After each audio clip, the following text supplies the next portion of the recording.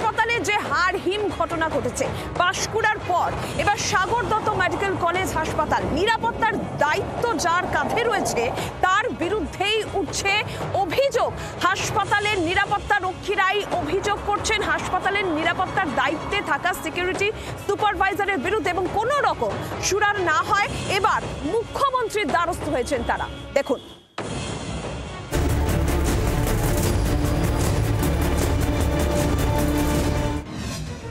রক্ষকে ভক্ষক।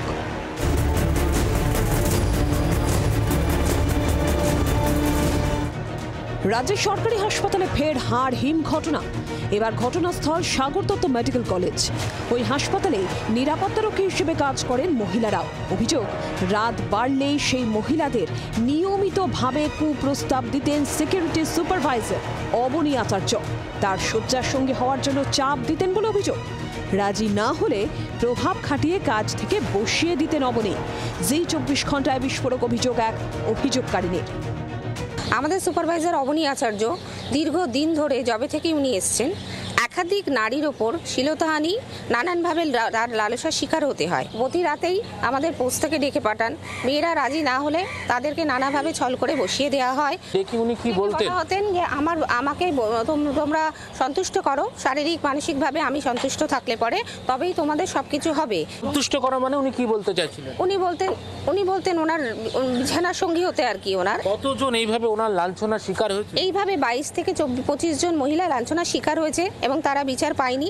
চাকরিতে বসে আছে দীর্ঘদিন ধরে, 6 মাস 8 মাস করে বসিয়েছেন, এবং পুলিশ আউটপোস্টে জানানো হয়েছে, MSBP-কে জানানো হয়েছে, কর্তৃপক্ষকে জানানো হয়েছে। এতে আমাদের কোনোরূপ কোনো সুরাহা হয়নি। এখানেই শেষ নয়, অভিযুক্ত অবনী আচার্যকে মদত দিতেন আরও কয়েকজন। প্রতি রাতেই ওখানে, এবং ওখানে কিছু মহিলা আছে ওনার সঙ্গী, কিছু মহিলা এবং পুরুষ সঙ্গী আছে যারা কিনা ওনার থেকে একটা ভালো অঙ্কের টাকা পায় মাস গেলে। এবার ওয়ার্ডের মধ্যে পেছনে একটি মেয়েকে উনি কর্মরত ছিলেন, তাকে ডেকে নিয়ে গিয়ে লিফটে শ্লীলতাহানি করেছেন এবং সেখানকার কিছু কর্মীরা দেখেছেন। তারপরে আজ কিছুদিন হলো, মাস 2 হলো, ওনার ঘরে ক্যামেরা বসানো হয়েছে। এখন হয়তো কিছুদিন হলো অভয়ার কারণে আমরা ক্যামেরাটা অনেক পেয়েছি, বাট তখন ছিল সেসব জায়গায় গিয়ে উনি অঙ্গে হাত দিতেন, নানা রকমভাবে ভাষা বলতেন। অ্যাকচুয়াল বেসিক্যালি উনি হচ্ছেন একজন পারভার্টিক মানুষ।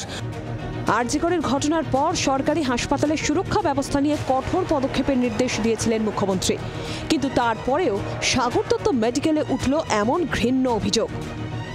সামগ্রিক মেডিকেল হাসপাতালের যে পরিস্থিতি বা পরিবেশ, সেই পরিস্থিতির মধ্যে একটা সদিচ্ছার প্রয়োজন আছে। আমি সত্যি নার্সিং স্টাফ, আমি সত্যি জুনিয়র ডাক্তার, সিনিয়র ডাক্তার, আমি সত্যি গ্রুপ ডি স্টাফ যারা আছে হসপিটালের কর্মী, সবাই মধ্যে স্বাস্থ্য অস্বাস্থ্য কর্মী, তাদেরকে সুরক্ষা দিতে চায়।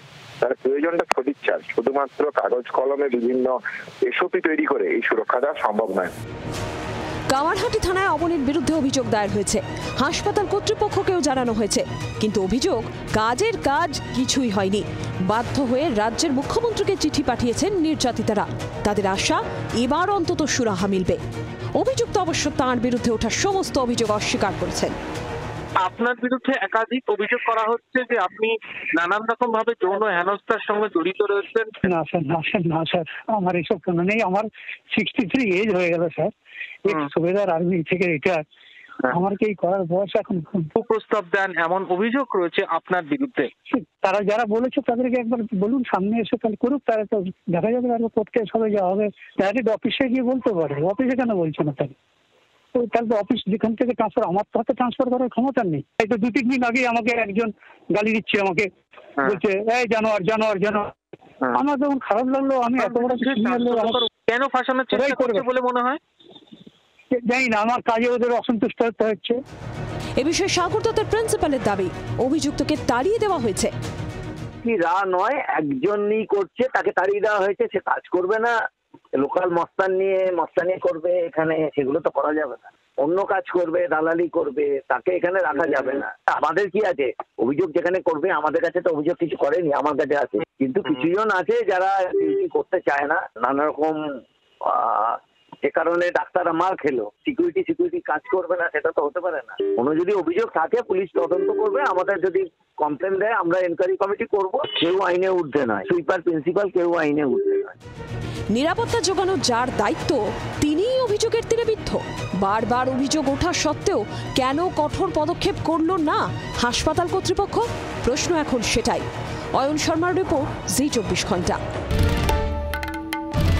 বাংলার আওয়াজ, বাঙালির আবেগ, জি24 ঘন্টা।